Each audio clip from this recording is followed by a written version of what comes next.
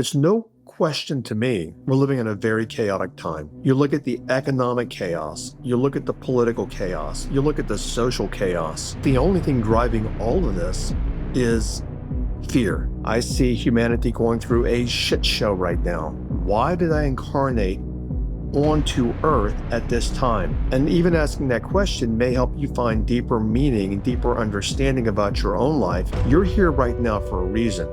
And that reason is not to hide. That reason is not to be afraid. But what you want to do is learn to manage your thinking and manage your emotions. You agreed to be here. You agreed to be on the planet at this time. You're listening to the Transform Your Life from the Inside Out podcast.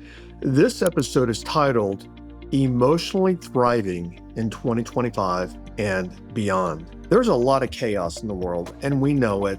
And I see many, if not a large majority of people going into emotional lockdown, specifically fear, uncertainty. And in this episode, I want to talk a little bit about this political chaos, but I want to look at it from a spiritual perspective and a higher mind perspective. But I also want to give you what I call a 3D tool, meaning a human thought tool to be able to manage any fear that you might be going into. Because you can't thrive if you're in chaos mentally.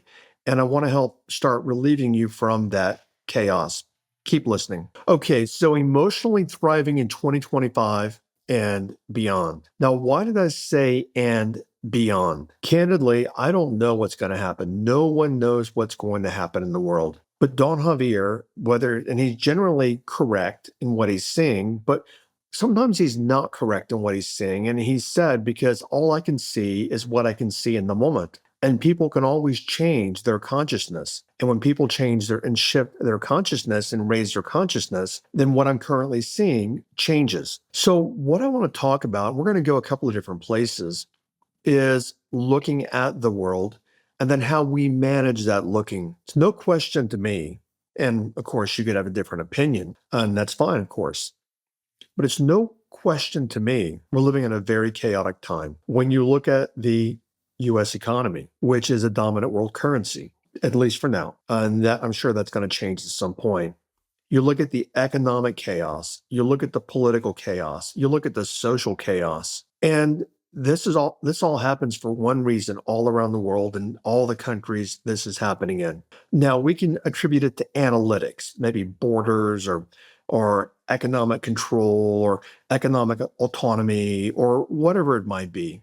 But the only thing driving all of this is fear. And when we are into fear, there's a part of the brain, the reptilian part of the brain, the oldest part of the brain. And that part of the brain is responsible for our survival. And that means keeping us what we perceive to be safe. But there's also an analytical part of us, the prefrontal cortex, that thinks about everything that's happening in our own individual world. And then as we think about it, we may get into fear, we might not get into fear. So as I look at the world, what happens is you might wonder, but let me give you the most basic example. Let's say that you don't like snakes and you walk outside and you see a snake. Well, the first thing that most people do is they scream, they recoil, they react, or they run. Now, they don't look at that snake and then go all analytical and think, okay, well, that is a reptile. That is a snake. I do not like snakes. Okay, now I don't like snakes. What kind of snake is that? Should I run from that snake? Maybe I should run, maybe I shouldn't run. And then if I run, which direction should I run? And then how fast should I run? We don't do any of that. We simply just run from the snake. Well, that's the reptilian brain. That's the oldest part of the brain, fight or flight, survival kicking in. So when we go into fear about what's happening in the world, you're seeing it right now in front of your eyes, and especially in the United States, which means it's all over the news and TikTok and Twitter and Instagram and social media and etc. There are so many, the masses, whether they be on the left side of the aisle or the right side of the aisle, they're in fear. And when we go into fear, the oldest part of the brain, the reptilian part of the brain, automatically overrides the analytical thinking part of the brain. We don't think literally when we are in fear, we act and respond. So that's what you're seeing happen a lot in the world right now, and a lot of this chaos. I mentioned about, and beyond 2025, humans at any moment can shift and change the course of humanity. But if we look at what we're doing right now, only taking the evidence at hand, it's not getting any better. And as they say, which I'll talk about in a moment, it's probably going to get worse before it gets better. But what you want to do is learn to manage your thinking and manage your emotions. So, number one is you can thrive, you can maintain peace of mind, but no matter what happens, you're still fine mentally and emotionally. Don Javier called me a couple of weeks ago, and we were talking about the changes that are happening in the world. And I did say, candidly, I said, I knew changes were coming, but I never thought it would be this chaotic or crazy. And he said, well, I told you this 25 years ago. It's going to be a crazy ride. Now, admittedly, back many years ago when he told me all this, starting around 1996 or 97, what he was saying was, as I was understanding it, is things are fine now, but down the road, this is going to happen. And he was saying like in 20 years. Well, back then, and before, 1999, 2000, 98, 97, I was thinking in my mind, well, that's a long way down the road, so I'm not going to concern myself about it right now. My friend Gary Zukoff and I talk about this. Gary has said it the same way Don Javier has, is we are at an evolutionary point in humanity, and the human species is changing and evolving. And like Don Javier was saying 20 years ago, we weren't in it yet. And Gary said the same thing. We are in it now, and we're not starting it. We are in it. We are in the thick of it. We are in the middle of it. And the question we have to ask ourselves is, how am I going to manage myself with all the chaos? And then what I see people doing, which I'll talk about in a bit and give you a solution, is I see people managing from polarities. And that management is, holy shit, the sky is falling, the world is coming to an end. 911, emergency, Houston, we have a problem. This is bad. Let me run for cover. And then on the other side, I see people going, oh, la la, things are fine. And, kumbaya, and things are amazing, and all these kind of things. Well, both are at polarities. So what I want to be very clear about, it's not my place to tell you where to be from and where to operate from. When I say be, I mean being your emotional state. That's entirely up to you. So, I think back to, I believe it was about the year 2001, Don Javier being a sorcerer, he literally will channel his mentor, Don Juan, and he would channel his mentor in every full moon. And Don Juan would come, as I mentioned before, to bring wisdom about math and science and sacred geometry and, the human experience and the evolution of humanity and a great deal of ancient wisdom. And Don Juan said that what's coming is going to be very challenging for you guys. Now, again, also at this point, I was kind of like, well, okay, we'll see what happens. And I just went about my life. And he said, what's going to come is going to be very challenging for many humans. And he said, point blank, make yourself immune to what is happening. Now, the first thing we think is, well, okay, where can I live? Which, there's a really smart guy, in my opinion, that I listen to. I watch videos of him, Ray Dalio, Dalio. Ray created the largest, I believe, mutual fund in the world, or hedge fund, one or the other. But anyway, brilliant man. He's saying, well, and he studies history and all those kind of things as well, saying you can migrate to this part of the country or this part of the world or whatever to keep yourself safe. So you're immune. And what Don Juan was talking about was through energetic frequency. Everything is energy. So what I see right now, a good metaphor would be 2008. In 2008, and by the way, we may be in something right now that is much more significant than 2008 and 9 and 10. We shall see. I'll talk a little bit about that in a moment. But in 2008 or 9, whichever year, I don't recall this specific year, but when money started drying up, banks stopped lending. And when banks stopped lending, and by the way, this is not a discourse in economics, but I want to talk about a principle here. When banks stopped lending, what happened is the economy started contracting. Well, what we were very near is an implosion of the US economy. I didn't say an explosion. We were near an implosion of it exploding from the inside out. And the reason why is because the banks stopped lending, commerce was slowing down like it is now, people stopped spending money, and it basically is like a cancer. It eats itself from the inside out, and that would have been the implosion. And what I tell people is we have to manage ourselves well. We have to manage our finances well,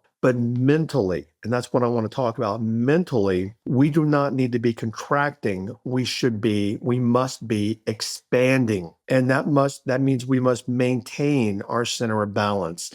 That means we must maintain our emotional stability. And that means we have to manage ourselves emotionally because any fear that we're getting into, and I rarely use social media. I'm not a big fan of social media. That's just my opinion. Now, of course, I use it for business and to reach people and to spread my message.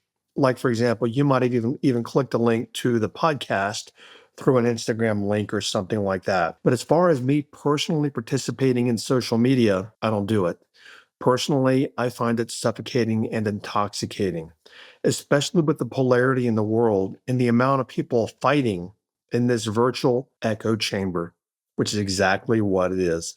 It's a virtual, people are fighting virtually, and it's not even real.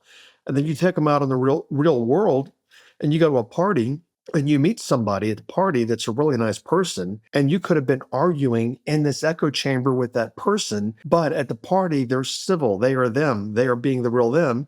They're not beating up on people or crapping on people or judging or tearing or condemning or criticizing or pointing fingers or whatever, like they're doing with the anonymity of the social media, which is what many people do. From my teachings, from my mentors, we need to be into emotionally and peacefully expanding ourselves. So, what are we seeing right now? What's happening? And so many people, we see these hateful echo chambers online. There's a whole psychology and economy behind that. And these echo chambers, whether they be in the US on the right or on the left, are all fueled for profit. It does the news companies no good, like even Twitter.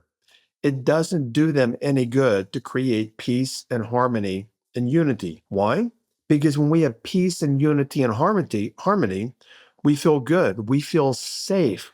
And when we feel safe, we're not checking the app or the news or the media outlet 15 times a day. And because people feel unsafe, because media is fanning a lot of these flames, media on the left and media on the right. And in the US White House is probably the biggest fan flamer, flaming, literally tossing gasoline on a fire. Now, the media companies do it because there's a part of the brain called the amygdala. And the amygdala is the part of the brain that's responsible for alerting you to and managing fear. So what we do is when we go into fear, that amygdala gets really vibrant, really active. So when we see news stories, things that scare us, it literally activates the amygdala. And because we want to stay safe, a survival mechanism, what we do then is we watch more news to get information as to what's happening in the world. But the news put out by the media companies is literally designed to keep you in fear, to keep you checking the news. Why? So they can put ads in front of you, they can sell ad space, and they can make money. The media, I can't say all of it, but most of it is intentionally designed to make the media companies wealthy and to create more division in the world for what? All for profit. Now, let's go back a different direction. They say attention now is the number one commodity in the world because of social media and the media age that we live in, the internet age.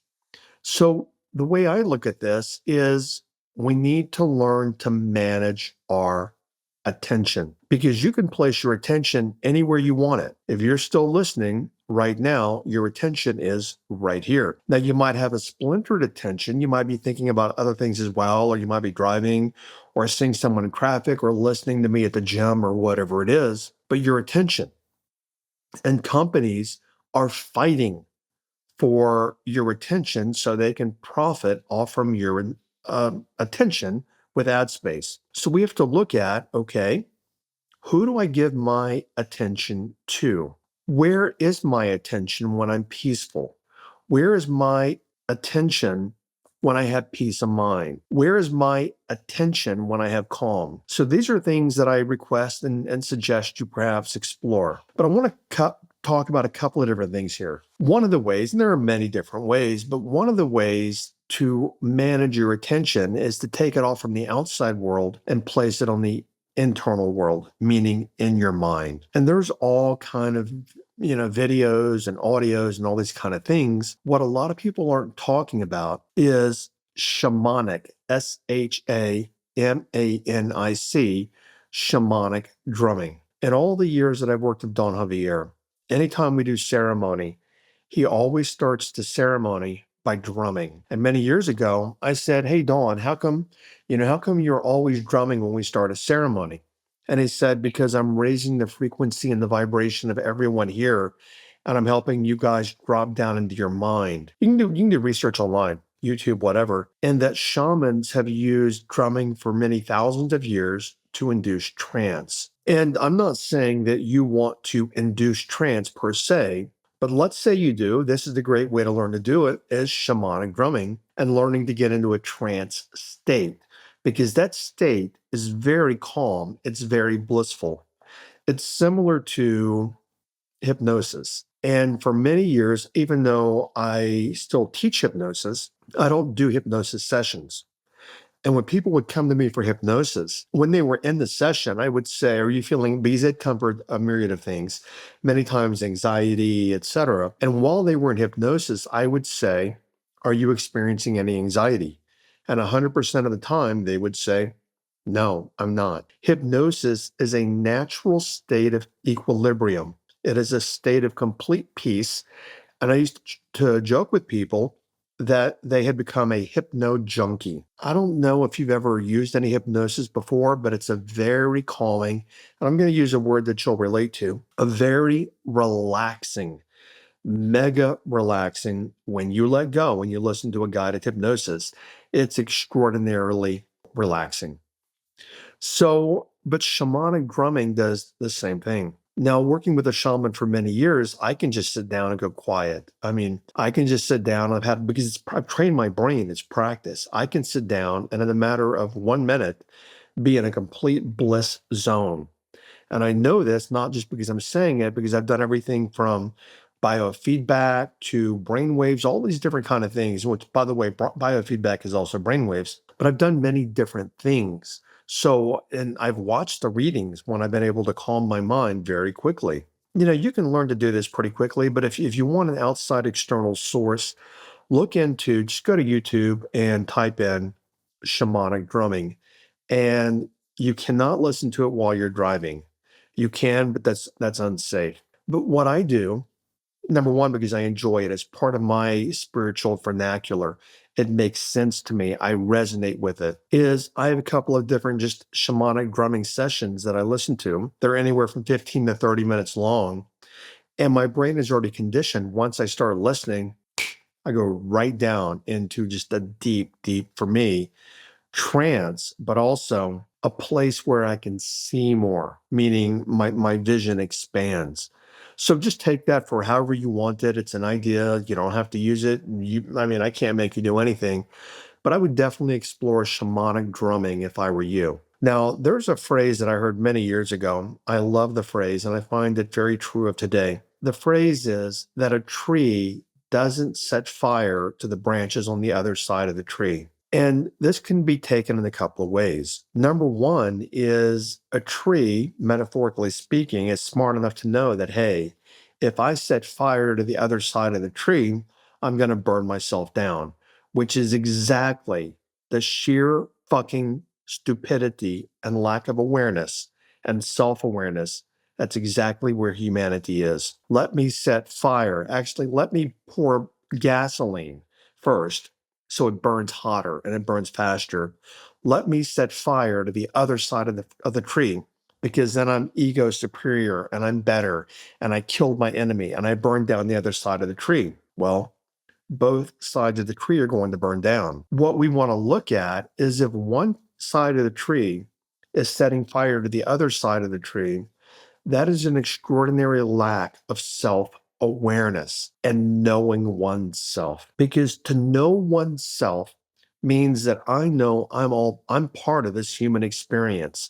We are all connected. And I don't mean like kumbaya kind of connected, even though I do kind of mean that. We live in an interconnected world.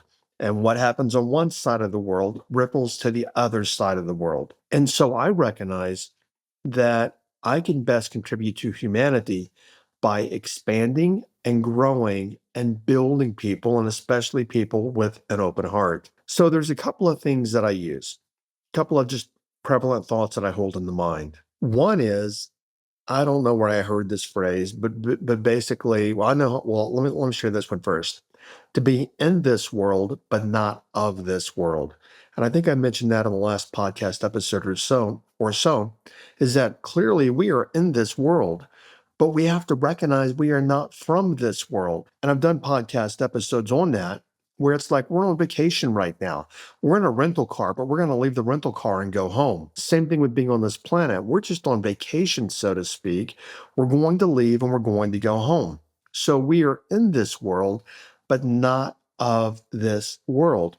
And when you come to know yourself as soul, you become, you come to start knowing that. But another one is this, and this is massive in the world right now: attachment.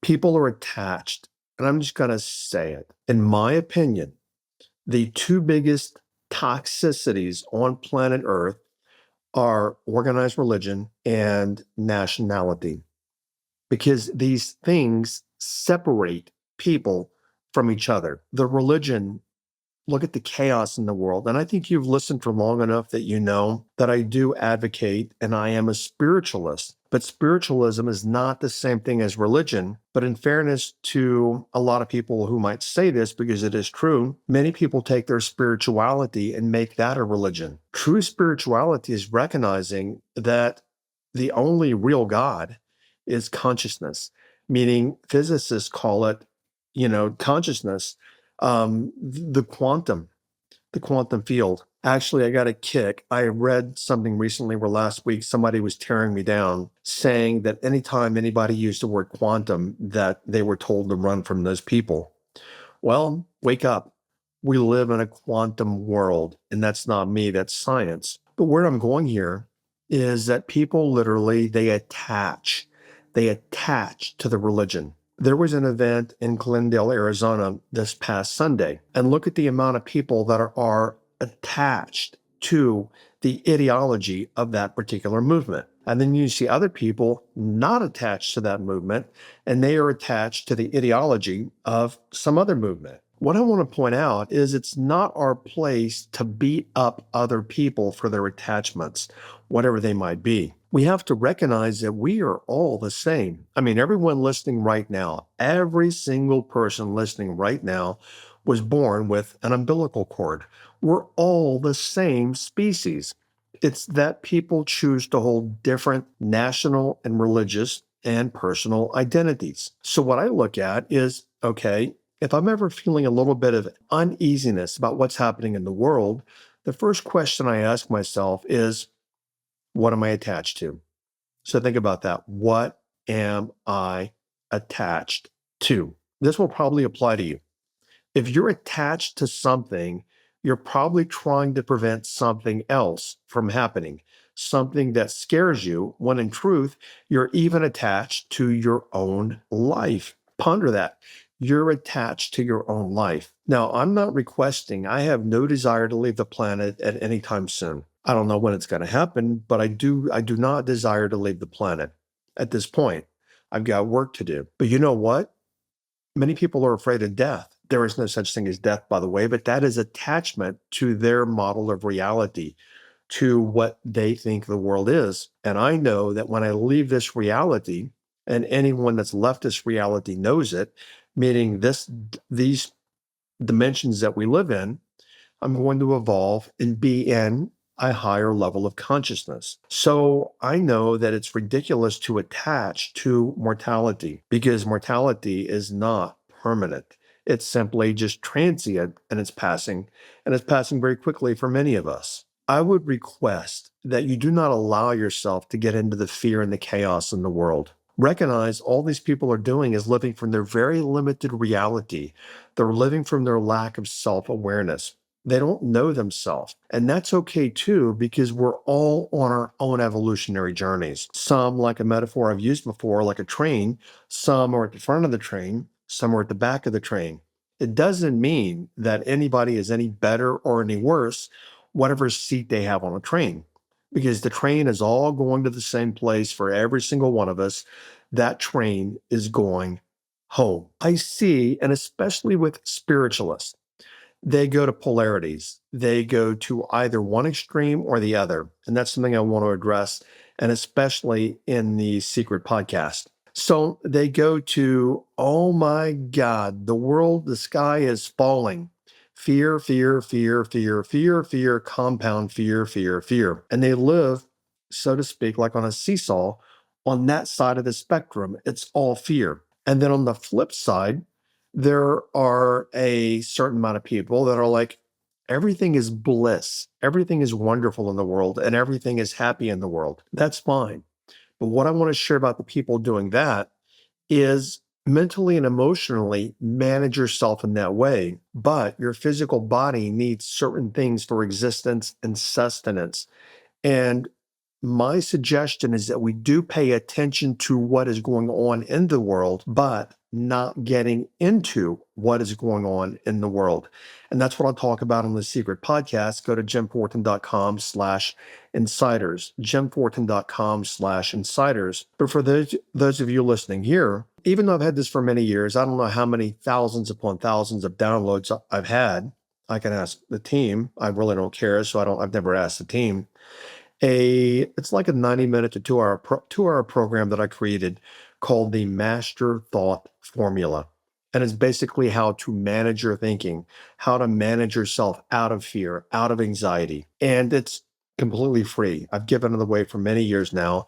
So go to jimfortin.com/MTF, jimfortin.com/MTF. So I want to leave you with some parting thoughts.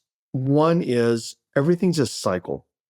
And, we are approaching right now, I don't know when you're listening to this, but we just had the fall equinox yesterday, which means winter is coming.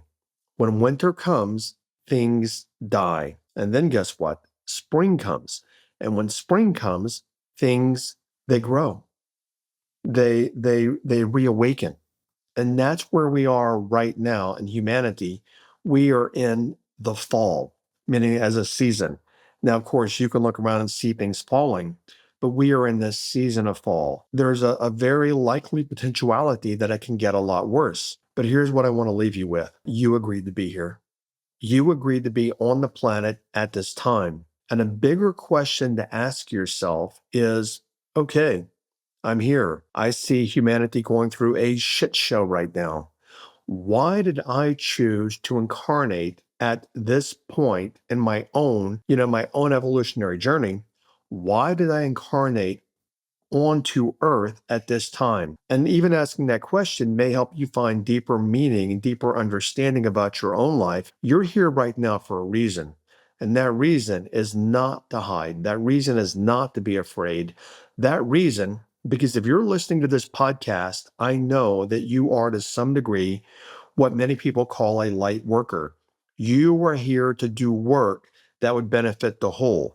That is why you are here. So it doesn't serve you to go into fear and crap, because that pulls you further away from your dharma. So your transformational takeaway is you agreed to be here.